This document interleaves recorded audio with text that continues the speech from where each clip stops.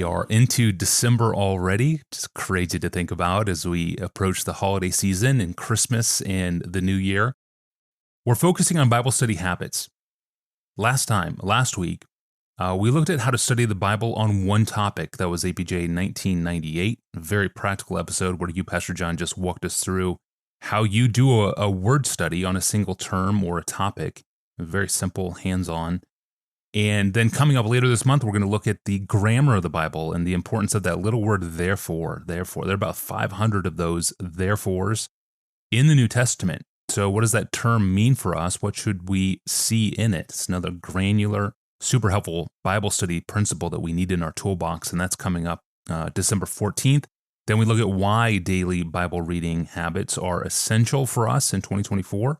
We get some motivation. That's coming up on December 18th. And then we return after Christmas to look at a very common hindrance to the discipline of Bible reading, inevitably. Throughout the year, when my Bible reading seems flat, I read, but my heart is dull. What should I do? What can I do? That's on December 28th. So a big month ahead on Bible reading, all to hopefully equip us and motivate us for success in 2024. But today we're talking about learning, but how to learn from the material world around us, learning from general revelation, as it's sometimes called. Pastor John, you have a new book out titled Foundations for Lifelong Learning, Education in Serious Joy. And by my count, this new book contains only the second time you've ever mentioned Proverbs 6:6 in a book project. Go to the ants, study the ants, learn from the ants. That text, Proverbs 6:6, was also in your earlier book, Think. But in this new book, it shows up 3 times in the intro, chapter 1 and chapter 5. From one angle, the new book reads as a wonderful celebration of what God is teaching us through nature. But how does this new book relate to your older book, Think? How is it different? And as you wrote this recent book, what did you learn as you put all the pieces together about how the Bible pushes us outside of the Bible to learn? What struck you in a new, fresh way? The book Think, which was published in 2010, the year after Bethlehem College and Seminary was founded, as a kind of launching vision for the school, is a plea. The book is a plea, especially to Christians, to embrace serious thinking as a means of loving God and loving people. It's a plea to reject either-or thinking when it comes to head and heart, thinking and feeling, reason and faith, theology and doxology, mental labor, and the ministry of loving hands. I don't want anyone to choose between the two halves of each of those pairs. So the book is a plea to see thinking as a God-ordained means of knowing and loving God. I think when Jesus said in Matthew 22:37, "You shall love the Lord your God with all your mind," he did not mean that loving is the same as thinking. So simply by thinking right thoughts about God, we're loving God. I don't think that's what he meant. What I think he meant was that thinking, the right use of our minds, is a means to loving. Loving is the fire of admiration and affection and desire in the furnace of the heart. And thinking is how the fuel of knowledge is thrown like good dry wood into that furnace. So we use our minds to grasp the truth of God in Scripture. And that truth about God is like that dry firewood that we throw into the furnace of our hearts and set our hearts to burning with love for God. That's Think.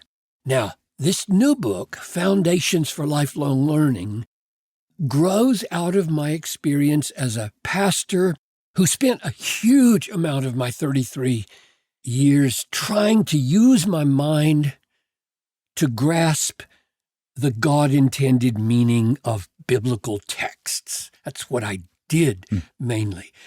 And what I have found in teaching and preaching and in all the mental labor that goes into both of those is that the very habits of mind that I use when I come to Scripture are the same habits of mind that I use when I deal with any reality in the world. And this book, Foundations of Lifelong Learning, is an effort to shed light on those habits of mind as we use them in reading both of God's books, so to speak. The Word, that's one book, the Bible, and the world, that's the other book. That way of talking about two books goes back at least to the Belgic Confession, 1559, which says, we know God by two means. First, by the creation, preservation, and government of the universe, which is before our eyes as a most elegant book. Secondly, he makes himself more clearly and fully known to us by his holy and divine word. That's the Belgic Confession, 1559. I have spent, I suppose, most of my life focusing my mind on the Bible and then trying to help others see the greatness of the reality that I see by preaching and teaching and writing. I've tried to let the Bible itself inform how I approach the Bible. And what has emerged over the last 50 years is that there are these 6 habits of mind, or mind and heart, which make up my approach to the Bible. Observe carefully and thoroughly what's there in the text. Second, understand accurately what is observed. What does this text mean? 3, evaluate fairly, truly, what has been understood. Is it a sweet and precious reality like God's grace? Or is it a horrible, fearful reality like hell? 4th, feel appropriate emotions in response to the kind of reality I have observed and understood and evaluated. Love, fear, hope, joy, admiration, revulsion, peace, desire. 5th, apply all of this in wisdom to the situations and people around me for their good and for the glory of God. I have not handled the Scriptures rightly until I am moved to make them a means of love and worship. Be doers, James said, not just hearers of the word. And finally, number 6, I find ways to express in speech and writing all that I've observed and understood and evaluated and felt and applied so that more and more people can share in what I have seen. Now, that's how I approach the Bible, texts in Scripture. And what you can see is that, at least it became plain to me over the years, that these very 6 habits of mind are the way God wills for us to deal with the world as well as the Word. So, whether it's politics or grass seed, I was thinking about grass seed just because I was trying to make my lawn look better recently. So I'm thinking about grass seed, or whether it's the coronavirus or computers or cars or clothing, or you're looking up at clouds or looking, like you said, down at ants in the ground and birds and lilies and sunrises. The realities that we deal with every waking hour, and sometimes even in our dreams, the ones that the Bible itself, these realities in the world that the Bible itself tells us to pay attention to, like at the end of Job. Oh my goodness. Chapter after chapter. Look, Job, look, and humble yourself, or Psalm 1 or Romans 1. Those realities in the world are to be handled with the same habits of mind and heart that I have used in dealing with Scripture all these years. That's what became increasingly clear to me, especially as I tried to articulate what we are trying to do at Bethlehem College and Seminary, which is kind of the origin of this book. That's what this new book draws attention to. Observe the world thoroughly, understand the world accurately, evaluate the world truly, feel the world appropriately, and then apply all of this and express all of this with wisdom and power for the good of others and for the glory of God. And you asked, Tony, what struck me in a fresh way as I was putting these pieces together. Here's one answer to that question. I realized that the foundations for lifelong learning are also the foundations for lifelong living. They are simply, in fact, I got to the end of the book, and that's what I wrote the conclusion about, because it was kind of fresh to me even. I didn't start the book thinking that way. I started the book thinking, I'm just going to talk about lifelong learning.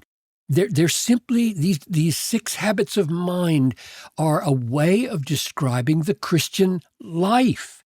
It's just what we do as Christians because of who God is and what He made us to be. We observe because that's why God gave us physical senses and spiritual senses. We understand because that's why God gave us minds. We evaluate because God revealed Himself as the measure of all worth. We feel because that's why God gave us emotions. We apply and express because God calls us to love. So I'm not sure I had ever seen so clearly as I do now that the path of lifelong learning is the path of lifelong living. Yeah. Thank you, Pastor John, for those 6 habits of mind. And thank you for the new book, Connecting Mind and Heart and Lifelong Living. Like you do. This is a gift. Appreciate it. And thanks for joining us today. If you want to ask Pastor John, type out your question and email it to me at askpastorjohn@desiringgod.org. Next time, we're going to hear from a 15-year-old listener to the podcast who doesn't want to waste his life. How does he make his life count? Can't wait for this one. This is one of those episodes. If you're a teen or a parent of a teen or a grandparent of a teen, you don't want to miss this one. I'm your host, Tony Reinke. We'll see you Thursday.